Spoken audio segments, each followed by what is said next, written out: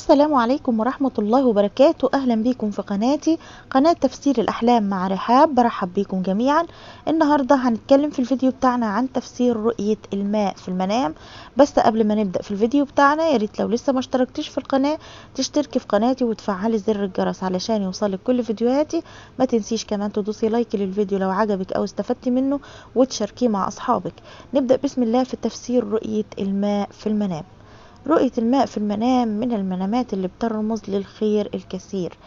رؤية الماء في المنام بتدل على العلم، بتدل على الإسلام، بتدل على خصب الحياة، بتدل على الحمل، بتدل على الزرع الوفير لصاحب الزراعة، بتدل على التجارة الرابحة لصاحب التجارة، بتدل على الزواج للعزباء أو الأعزب، طبعا على حسب حال الرائي وأحداث المنام. الماء الراكد في المنام أضعف في التفسير من الماء الجاري. رؤية مياه الشرب في المنام لو كان الرائي أخذ مية وفيرة في المنام بتدل على سعادة ومال مجموع لو هو أخده وادخره. كمان ممكن يرمز الماء في المنام أو شرب الماء في المنام يرمز على الزواج للرائي أو للرائية سواء رجل أو مرأة. أما للمتزوجة شرب الماء بتدل على اكتفاء المرأة بزوجها وبتدل على السعادة مع زوجها. زي ما المية بترمز بالخير فيها برضو بعض الرموز اللي بتكون بتحذر الرائي من وقوع بعض السوء أو الشر في حياته، ولكن على حسب حال المية. يعني المية النظيفة مياه الشرب المياه الجارية دايما بيكون فيها خير أو دليل على النعمة ورزق وفير لصاحب أو صاحبة الرؤية.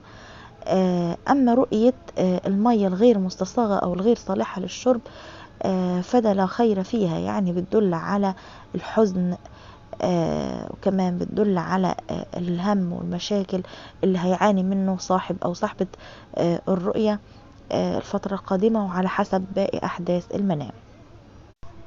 زي ما المية هي حاجة مهمة جدا في حياتها ولا يمكن الاستغناء عنها في أي شيء، هي في التفسير حياة أو حدوث أمر هام جدا أو أساسي جدا في حياة الرائي. رؤية شرب ماء بارد للمريض بتدل على قرب شفائه أو شفائه. رؤية شرب الماء البارد للأعزب أو للعزباء بتدل على قرب زواجهم واجتماعهم ببعض. رؤية شرب الماء البارد في منام المتزوجة اللي زوجها مسافر عنها أو بعيد عنها أو في مشاكل وخلافات بينهم ومبتعدين عن بعض، ورؤية شرب الماء لو كان بارد فده بيدل على رجوعهم واجتماعهم ببعض مرة أخرى. أما رؤية شرب الماء من البئر أو الساقية في المنام أو الساقية بتدل على توبة لمن كان يعصي الله في أمر. كمان ممكن ترمز على كثرة الرزق لو كان الرائي أو الرائية تاجرة أو تدخل في مشروع تجارة. كل ما كان الماء لذيذ في المنام كل ما دل على الهداية أكتر. كمان يرمز الماء على العلم لصاحب أو طالب العلم. كمان ممكن يرمز على تعلم القرآن، حفظ القرآن. رؤية شرب الماء في الصباح في المنام بيدل على ان الرائي هيصيب مال حلال.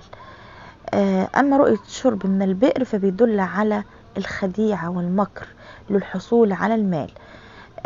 اما لو شاف الرائي ان هو بيسقي الناس مية فده بيدل على عمل خير يقوم به صاحب الرؤية. طبعا ده اذا ما كانش بياخد او بيتقاضى ثمن على شرب او اسقاء الناس الماء. رؤية شرب المية لمن كان عطشان في المنام والمية شرب مية وترتوى منها فده بيدل على غناه بعد فقر وتعب أو شدة. كمان رؤية شرب الكثير من الماء في المنام بتدل على طول العمر لصاحب أو صاحبة الرؤية. أما رؤية شرب ماء حار في المنام مش معنى فاتر، لا حار، فده بيدل على ارتكابه إثم أما رؤية شرب ماء البرد أو الاغتسال به في المنام فده بيدل على شفاء من العين أو الحسد أو المس أو السحر للرائي إذا كان ممسوس أو مسحور. أما رؤية بيع الماء في المنام فبتدل على ظلم الرائي أو ظلم من كان يبيع الماء في المنام للناس، أو إن هو بيأكل مالهم بغير حق، إلا إذا كان بيوصل الماء لبيوتهم أو بيوصل الماء يسقيهم أو يوصل الماء للناس في البيوت. أما رؤية الماء في زجاج في المنام أو في كوب فده بيدل على ولد أو حمل لزوجته إن كان متزوج. أما لو شاف المتزوج إن هو بيشرب من كوب ماء أو زجاجة ماء ولم يرتوي فده بيدل على إن امرأته ناشز أو غير مطيعة ليه. إنما لو كان شرب وارتوى منه فبيدل على إنه زوجته زوجة صالحة ومطيعة لأمره. أما لو شاف الكوب أو الماء اللي فيه ماء انكسر فده بيدل على انفصالهم أو موت أحد منهم. أما لو كانت زوجته حامل وشاف كوب الماء انكسر أو القدح انكسر وبقي الماء فبيدل على موت الأم وبقاء الولد، ولو العكس فده بيدل على موت الابن وبقاء الأم. رؤية شرب الماء مما يصح لي أو مما لا يحرم. مما يحرم زي الأواني اللي هي الذهبية أو الفضية دي محرمة، إنما شربها في كوبايات أو إزاز أو أي شيء من المحلل فده بيدل على زواج للرائي أو للرائية. أما رؤية شرب الماء من أواني محرمة فده بيدل على فساد الزواج أو فساد النكاح. أما رؤية الماء الصافي أو الكدر في المنام أو الماء المكدر أو الغير صافي، الماء الصافي في المنام يدل على انخفاض الأسعار. أما لو تحول الماء الصافي إلى ماء ملح فده بيدل أو مالح بيدل على تعثر الأمور. كمان ممكن يدل على الضلالة والبعد عن الدين. أما اتساخ الماء في المنام بيدل على المرض وفساد بعض الأمور في العمل أو في الدين. الماء العكر في المنام بيدل على التعثر والتعب. والماء المر في المنام بيدل على عيش مر أو مر العيشة. أما لو صار الماء العذب مالح في المنام بيدل على ممكن يدل على المعصية بعد التوبة. أما شرب الماء المالح في المنام أو ماء البحر بيدل على المتاعب والمشاكل اللي هيعاني منها الرائي، خاصة إذا كان ماء البحر معكر أو كدر. أما رؤية شرب ماء البحر بالكامل في المنام بيدل على إنه هو هيصيب سلطان أو مركز كبير جدا مش هيقدر أي حد يوصله، أو بيدل على إنه هو هيكسب الكثير من الأموال الطائلة جدا. أما لو شاف الرائي إن هو بيشرب من ماء البحر وكان ليه شريك فده بيدل على مفارقة الشريك. شرب ماء النهر في المنام بيدل على نيل مال حلال. كمان رؤية شرب ماء البحر في المنام بتدل على طلب علم ولكن لا يستفيد منه. أما رؤية شرب من ماء البحر بعد صلاة استخارة في المنام فلا خير فيه. إنما العكس لو شاف إن هو بيشرب من ماء النيل فده بيدل على خير في الأمر اللي بيستخير الله فيه. أما لو شاف الرائي إن هو بيحتفظ بماء البحر في بيته فده بيدل على علم ينتفع به. أما رؤية شرب الرائي من ماء النهر وفمه امتلأ بالماء لدرجة إن مفيش مكان تاني إن هو يستوعب مية تاني فده بيدل على استيفاء الرزق أو كفايته من المال. أما تفسير رؤية ماء زمزم في المنام، من رأى في المنام إن هو بيشرب من ماء زمزم فبيدل على الشفاء من الأمراض والأسقام.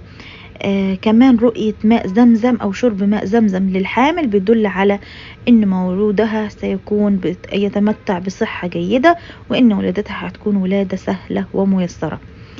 أما لو شاف الرأي إن بيسقي زوجته أو امرأته من ماء زمزم، ده بيدل على أنه متسامح ولين معها في تعامله.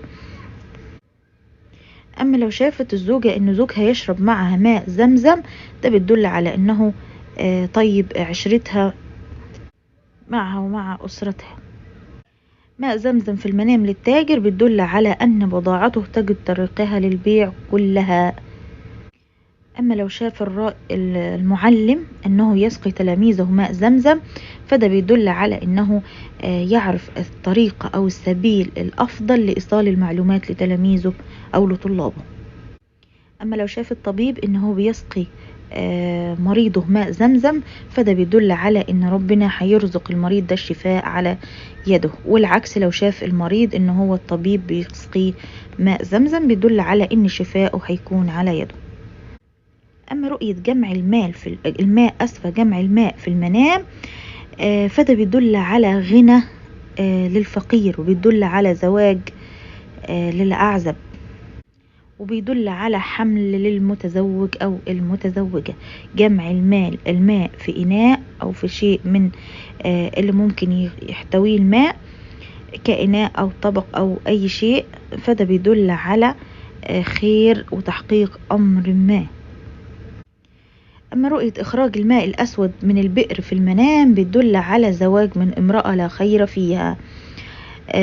كمان رؤية الماء الأسود في المنام بتدل على ذهاب البصر وخراب أما رؤية جمع المال ووضعه في مكان لا يجمع فيه كثوب أو قماش أو أي شيء لا يجوز وضع الماء، أو مش لا يجوز شرعا، لا يعني مش من المعتاد أنه يوضع الماء فيه، فده بيدل على غرور الرائي في حياته.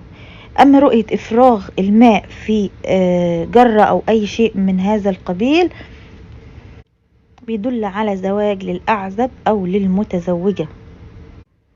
أما رؤية سقي البستان بالماء في المنام بيدل على مال من امرأة، ولو الزرع أسمر بيدل على إن هو هيصيب من تلك المرأة مال وولد.